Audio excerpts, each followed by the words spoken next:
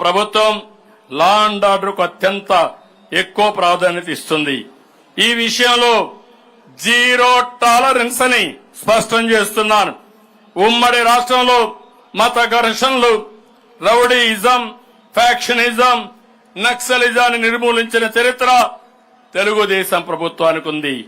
నేడు మళ్లీ law and order ని అత్యంత కట్టుదిట్టంగా అమలు చేస్తాం.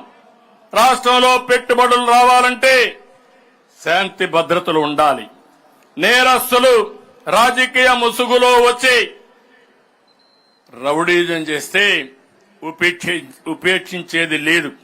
మా ప్రభుత్వంలో ఎటువంటి రాజకీయ కక్ష సాధింపులకు తావులేదు.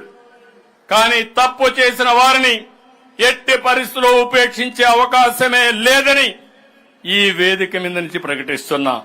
అవినీతికి పాల్పడి ప్రజల ఆస్తులను దోచుకున్న వారి నుంచి ఆ ఆస్తులు చట్టపరంగా తిరిగి రాబట్టి ప్రజలకు అందేలా చేస్తాం. తప్పు చేసిన వారికి శిక్ష పడే వరకు విశ్రమించాలని ప్రజలకు తెలియజేస్తున్నా. ప్రభుత్వ సామాజిక న్యాయానికి కట్టుబడింది. అన్ని వర్గాలకు న్యాయం జరగాలనేది మా నినాదం, మా విధానం. ఎన్నికల్లో సీట్ల కేటాయింపులో సోషల్ రీఇంజనీరింగ్ ద్వారా అన్ని వర్గాలకు సమన్యాయం చేసి తిరుగులేని ఫలితాలు సాధించాం. ఈ క్రమంలో నేడు ఎస్సీ వర్గీకరణపై సుప్రీంకోర్టు ఇచ్చిన తీర్పుని స్వాగతిస్తున్నాం. నేను ఉమ్మడి రాష్ట్ర ముఖ్యమంత్రిగా ఉన్న సమయంలో ఏపీలో ఎస్సీ వర్గీకరణ అమలు చేశాం.